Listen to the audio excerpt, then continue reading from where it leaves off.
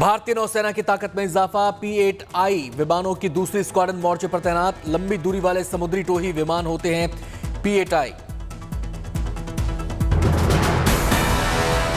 P-8I विमानों को INS हंसा पर किया गया तैनात। गोवा में नौसेना प्रमुख आर हरिकुमार की मौजूदगी में हुए शामिल। चीन के हिंद महासागर में बढ़ते दखल के बीच नई स्क्वाड्रन की तैनाती। अब दुश्मन की हर हरकत पर बारीक नजर रखेगी भारतीय नौसेना।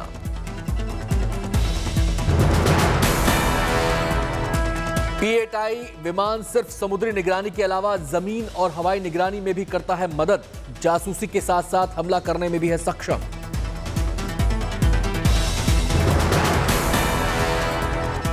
इस विमान में हवा से जहाज पर दागी जाने वाली मिसाइलों और टॉर्पीडोज को किया जा सकता है तैनात। भारतीय नौसेना की एयर स्क्वाड्रन 316 करेगी P-8I विमानों का संचालन। दिल्ली के अंबेडकर इंटरनेशनल सेंटर में हुई बीजेपी संसदीय दल की बैठक। पीएम मोदी ने सांसदों को दिया क्षेत्र में योजनाओं के प्रचार का मंत्र। बैठक में पार्टी के स्थापना दिवस पर होने वाले कार्यक्रमों को लेकर हुई चर्चा। अंबेडकर जयंती के कार्यक्रमों की रूपरेखा तय हुई।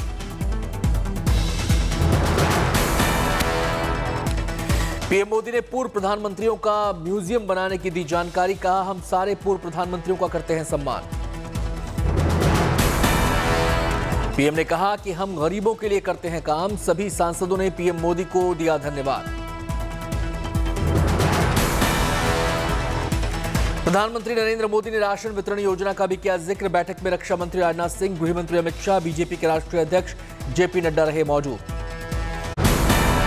मध्य प्रदेश में प्रधानमंत्री नरेंद्र मोदी ने 5,21,000 लोगों को कराया गृह प्रवेश। कार्यक्रम में वर्चुअली शामिल हुए पीएम मोदी। प्रधानमंत्री ने की पीएम आवास योजना की तारीफ। कहा, जिन्होंने कभी सोचा भी नहीं था उन्हें मिले पक्के घर। ऐसे ऐसे समाज के उन वर्गों को भी हो रहा है जो कभी पक्के घर के बारे में सोच भी नहीं सकते थे। पीएम मोदी ने कहा, पिछली सरकारों ने राशन लूटा, हम बायोमेट्रिक मशीन लाए तो झूठ फैलाया कि अंगूठा लगाने से हो जाएगा कोरोना। लोग अंगूठे की छाप लगाएंगे तो सच का सच चलेगा, और इसको रोकने के लिए ऐसी ऐसी हवाएं चलाई, यहां तक कह दिया कि राशन लेने जाएंगे और अंगूठा लगाएंगे तो कोरोना लग जाएगा। सतीश महाना बने यूपी विधानसभा अध्यक्ष। विधानसभा में उन्हें चेयर पर पदासीन कराने लाए सीएम योगी। विधानसभा अध्यक्ष बनने पर सीएम योगी ने दी बधाई।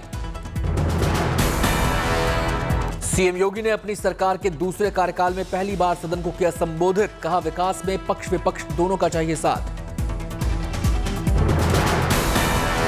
गौरवपूर्ण आसन पर विराजमान होना ये किसी भी सदस्य के लिए न केवल अभिनंदनीय है बल्कि गौरवपूर्ण भी। नेता विपक्ष अखिलेश यादव ने सतीश महाना को विधानसभा अध्यक्ष बनने पर दी बधाई। बोले, आपके नाम में पहले जुड़ा है महान। आप राइट से आए हैं लेकिन सदन में ध्यान लेफ्ट पर रखें। तो मुझे खुशी है कि अध्यक्ष ऐसे हमारे बने हैं कि अब जब कभी विदेश यात्रा होगी तो भूलेंगे नहीं हम लोगों को। ये ना करना कि राइट वालों को बिठा करके ले जाएं आप। बीजेपी ने कश्मीर फाइल्स को लेकर केजरीवाल के बयान को बनाया मुद्दा। कहा, सीएम केजरीवाल ने कई फिल्मों के पोस्टर चिपकाए, कश्मीरी हिंदुओं का उड़ा रहे हैं मजाक। ये सोशल मीडिया के पोस्टर्स हैं अरविंद केजरीवाल के। अरविंद केजरीवाल जी ने न जाने कितने मूवीज के लिए पोस्टर चिपकाए और आज मजाक को कश्मीरी हिंदुओं का बना रहे हैं। बीजेपी ने कश्मीरी हिंदू टीचर्स को दिल्ली में नौकरी देने वाले बयान पर भी साधा निशाना। कहा, हैरानी है मुख्यमंत्री कैसे बोल सकते हैं झूठ। ये जो government teachers association migrant registered जो ऑर्गेनाइजेशन है, उनका प्रेस रिलीज मेरे हाथ में है। मुझे तो आश्चर्य हो रहा है कि एक मुख्यमंत्री इस प्रकार से झूठ कैसे बोल सकते हैं। संबित पात्रा ने ममता सरकार पर भी साधा निशाना। कहा, पश्चिम बंगाल बम और बारूद के मुहाने पर बैठा है। बीजेपी चाहती है चुनाव आयोग इसे संज्ञान मिले। बीरभूम हत्याकांड के बीच दिल्ली में सियासी गहमा गहमी तेज। बंगाल के सांसदों से 31 मार्च को मुलाकात करेंगे प्रधानमंत्री नरेंद्र मोदी। बीरभूम हिंसा में जारी है सीबीआई की जांच। पूछताछ के लिए गांव से 7 लोगों को अपने साथ ले गई जांच एजेंसी। दार्जिलिंग में अलग अंदाज में दिखी सीएम ममता बनर्जी। सड़क पर चलते हुए लोगों से की मुलाकात। कहीं बच्चे को दुलारते दिखी तो कहीं बुजुर्गों का किया आदर। जीटीए चुनाव को लेकर की बैठक। ममता बनर्जी ने बीजेपी सरकार पर साधा निशाना। संघीय ढांचे को नुकसान पहुंचाने का लगाया आरोप। सीएम ममता बनर्जी ने विपक्ष से की अपील। कहा एकजुट होकर करें बीजेपी का सामना। पश्चिम बंगाल के राज्यपाल जगदीप धनखड़ ने सीएम ममता बनर्जी को राजभवन बुलाया। पत्र लिखकर सीएम से राजभवन आने का किया अनुरोध।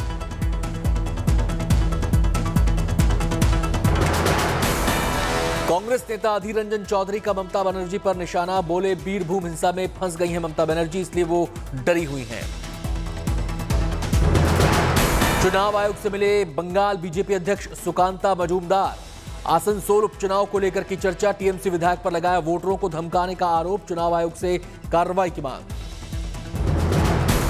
बीजेपी नेता दिलीप घोष ने टीएमसी नेताओं पर लगाया आरोप। कहा वोटरों को डराकर जीतते हैं चुनाव। अभी आसनसोल में बाई इलेक्शन हो रहा है एमपी का, तो वहाँ उनके एमएलए इस प्रकार बात करके डर का वातावरण बना करके और चुनाव जीतने का प्रयास करते हैं। असम में घायल सीमा विवाद पर मोदी सरकार की बड़ी कामयाबी। 50 साल पुराने सीमा विवाद को लेकर हुआ दोनों राज्यों में समझौता।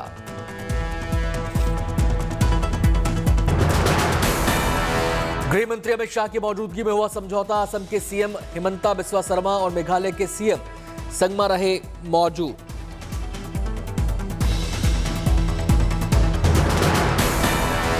पीएम मोदी के दखल के बाद सुलझा विवाद। असम के सीएम हिमंता बिस्वा शर्मा ने कहा आगे आने वाले 6-7 महीनों में पूरी तरह से होगा समस्या का समाधान। गृह मंत्री अमित शाह ने कहा 12 जगहों पर है सीमा विवाद। आज के समझौते में 6 जगहों पर बनी सहमति। लगभग 70% जमीन हुई विवाद मुक्त। जो 12 पॉइंट डिस्प्यूट्स के थे, वो 12 पॉइंट में से 6 पॉइंट पर असम और मेघालय के बीच में समझौता हुआ है।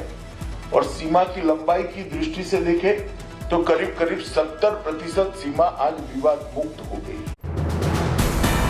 सीएम योगी ने लखनऊ में विश्व बैंक के प्रतिनिधिमंडल से की मुलाकात। प्रदेश के विकास से जुड़े आर्थिक मुद्दों पर की चर्चा। लखनऊ में समाजवादी पार्टी और उसके सहयोगी दलों की बैठक। शिवपाल यादव भी बैठक में शामिल। ओम प्रकाश राजभर भी बैठक में शामिल। बजट को लेकर दिल्ली विधानसभा में बोले सीएम अरविंद केजरीवाल। कहा पहले रोजगार की चर्चा केवल चुनाव में होती थी। आजाद भारत के इतिहास में पहली बार कोई बजट रोजगार को लेकर बनाया गया। अरविंद केजरीवाल ने बताई आम आदमी पार्टी की 3 विचारधारा। कहा कट्टर देशभक्ति, कट्टर ईमानदारी और इंसानियत है हमारी विचारधारा। तो 3 स्तंभ हैं, कट्टर देश प्रेम, कट्टर ईमानदारी और इंसानियत। दिल्ली में 1 अप्रैल से गलत लेन में चलाई बस तो कटेगा चालान। कई बार तोड़ा गया नियम तो दर्ज होगा केस। रद्द होगा ड्राइविंग लाइसेंस। दिल्ली के परिवहन मंत्री ने विधानसभा में दी जानकारी। कांग्रेस महासचिव प्रियंका गांधी ने रक्षा मंत्री राजनाथ सिंह को लिखा खत। सेना भर्ती से जुड़े युवाओं की समस्या हल करने का अनुरोध किया। बीएसपी अध्यक्ष मायावती ने एसपी बीजेपी पर लगाया आरोप। कहा विधानसभा चुनाव में दोनों पार्टियां बना दिया भय और आतंक का माहौल। वीआईपी के अध्यक्ष मुकेश सहनी का छलका दर्द। बोले आज फिर से निकला हूं संघर्ष के रास्ते पर। मंत्रिमंडल में काम करने का मौका देने के लिए नीतीश कुमार को दिया धन्यवाद।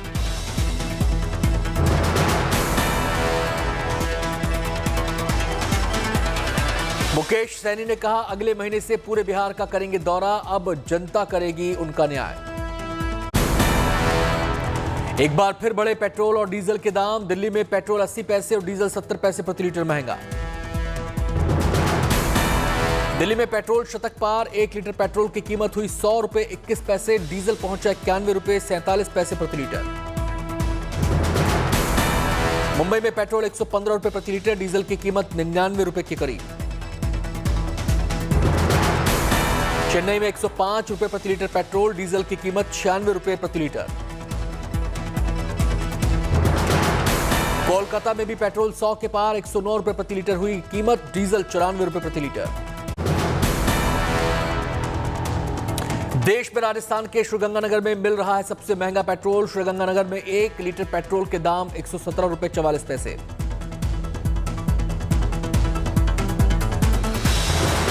श्रीगंगानगर में डीजल ने भी जड़ा महंगाई का शतक। 1 लीटर डीजल का दाम हुआ 100 रुपए 24 पैसे।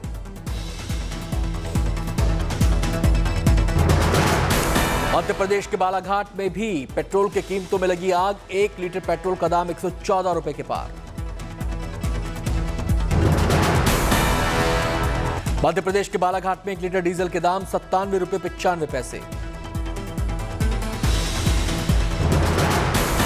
नागपुर में 1 लीटर पेट्रोल के दाम 114 रुपए 74 पैसे, तो वहीं डीजल बिक रहा है 97 रुपए 52 पैसे प्रति लीटर।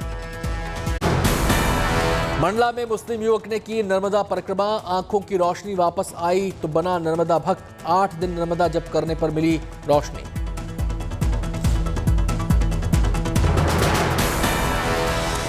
जोधपुर के दिव्यांग खिलाड़ी का कमाल। उदयपुर में राष्ट्रीय पैरा स्विमिंग चैंपियनशिप में जीता रजत पदक। बिना हाथ के पिंटू गहलोत ने जमाई अपनी धाक। एमपी के खरगोन की बेटी का थाईलैंड में कमाल। केनो सलालम वाटर स्पोर्ट्स अंतर्राष्ट्रीय प्रतियोगिता में जीते 2 कांस्य पदक। विजेता रीना सेन का हुआ शानदार स्वागत।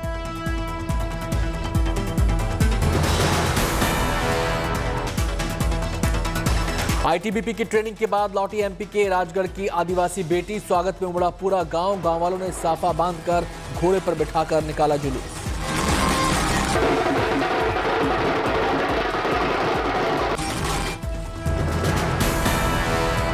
कटिहार के डीएम की अनूठी मुहिम। सैटरडे साइकिलिंग की शुरुआत की। अधिकारियों और कर्मचारियों से भी मुहिम से जुड़ने की अपील की। बस्ती जिले के एक गांव में जेसीबी से खुदाई के दौरान खंडहर मकान से मिले भारी मात्रा में सोने चांदी के सिक्के। जिला प्रशासन टीम को दी गई सूचना।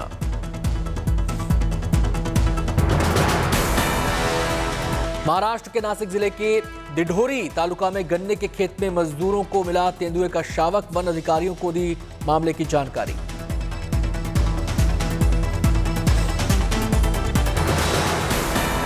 राजस्थान की संस्कृति और कला को बचाने के लिए 9 साल बाद थार फेस्टिवल का हुआ आयोजन। कई प्रतियोगिताओं में दर्जनों लोगों ने लिया हिस्सा।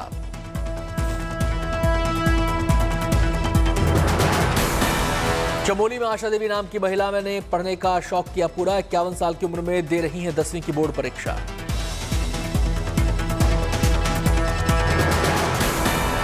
गर्मियों के दौरान लद्दाख क्षेत्र का दराज इलाका बना सैलानियों के लिए फेवरेट स्पॉट। बर्फ के कारण स्नो स्कीइंग का आनंद उठा रहे हैं लोग। मार्च के महीने में ही चढ़ा दिल्ली समेत उत्तर भारत का पारा। सुबह होते ही बढ़ने लगी सूरज की तपिश। दिल्ली में मौसम विभाग ने जारी किया येलो अलर्ट। मौसम वैज्ञानिकों के अनुसार 40 डिग्री सेल्सियस तक पहुंच सकता है दिल्ली का पारा। बिहार और झारखंड में तेजी से गर्मी बढ़ने का अनुमान है। मौसम विभाग का कहना है कुछ इलाकों में हल्की बारिश से लोगों को मिलेगी राहत। बिहार और झारखंड में हीट वेव कंडीशन की 2-3 दिन में होगी शुरुआत। कई इलाकों में पारा 40 डिग्री पार करने की संभावना। जम्मू और कश्मीर में महसूस किए गए भूकंप के झटके। रिक्टर स्केल पर 4.3 मापी गई भूकंप की तीव्रता। पाकिस्तान के नेशनल असेंबली में इमरान खान सरकार के खिलाफ अविश्वास प्रस्ताव पेश। अगले हफ्ते हो सकती है वोटिंग। इमरान खान ने किया 5 साल का कार्यकाल पूरा करने का दावा। परवेज मुशर्रफ और नवाज शरीफ को भ्रष्टाचार के लिए ठहराया जिम्मेदार।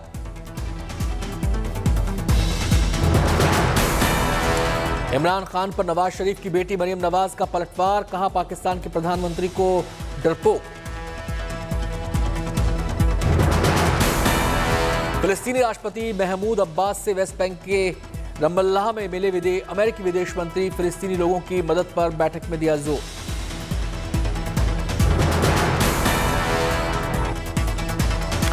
फ्रांस में राष्ट्रपति चुनाव के लिए जारी है प्रचार। इमैनुअल मैक्रों के खिलाफ विपक्षी उम्मीदवार एरिक जेमोर ने कसी कमर। 34वें दिन भी यूक्रेन में महाविनाश जारी, ताबड़तोड़ हमले कर रही है रूसी सेना। जंग के बीच इरपिन के मेयर का बड़ा दावा, रूस के कब्जे से आजाद हुआ इरपिन। इरपिन के मेयर ने कहा शहर से खदेड़े गए रूसी सैनिक, शहर को भी आजाद कराने का दावा।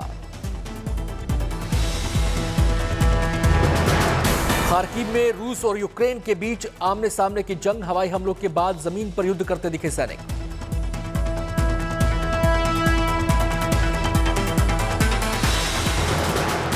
रूसी विदेश मंत्री सर्गेई लावरोव का बयान, कहा राष्ट्रपति पुतिन और ज़ेलेंस्की के बीच एक बैठक होनी चाहिए। खार्किव से आगे साल्टविका शहर में एक हफ्ते से जारी है बमबारी, रूसी हमले में भारी तबाही। साल्टविका में जंग के बीच बिजली, पानी और खाने पीने का संकट, अंधेरे में बीमार और बुजुर्ग। इरपिन में रूस ने सब कुछ किया तबाह, भारी संख्या में लोगों के पलायन का सिलसिला जारी।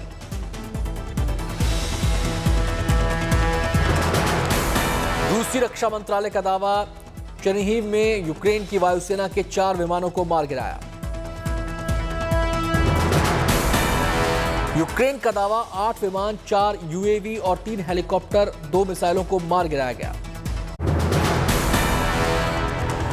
रूस यूक्रेन के बीच तुर्की के इस्तांबुल में जारी बातचीत खत्म, करीब 3 घंटे चली बैठक, कीव चेर्निगोव में हमले कम करने पर बनी सहमति।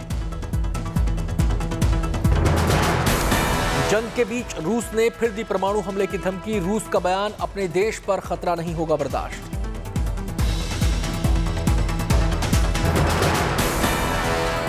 रूस ने कहा खतरा बढ़ा तो परमाणु हथियारों का होगा इस्तेमाल, पहले भी रूस दे चुका है परमाणु हमले की धमकी।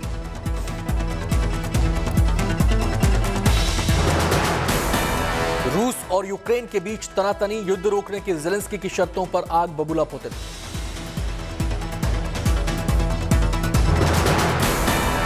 युद्ध विराम पर ज़ेलेंस्की ने वार्ताकार के हाथ भेजा था हाथ से लिखा नोट, पुतिन बोले कह दो मैं उन्हें तबाह कर दूंगा।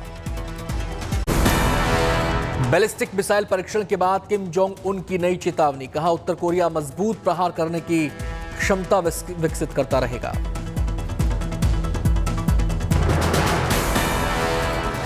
इजरायल में राजनयिक शिखर सम्मेलन में शामिल हुए अमेरिकी विदेश मंत्री एंटनी ब्लिंकन, 4 अरब देशों के विदेश मंत्रियों के साथ ईरान के परमाणु समझौते समेत कई मुद्दों पर हुई चर्चा। फ्रांस के विदेश मंत्री ने ईरान परमाणु समझौता सुलझने की उम्मीद जताई, कहा अटके हुए मुद्दे जल्द ही वियना बातचीत में सुलझा लिए जाएंगे। दक्षिण चीन सागर में तनाव के बीच फिलीपींस और अमेरिका ने शुरू किया संयुक्त सैन्य अभ्यास, 8 अप्रैल तक चलेगा अभ्यास।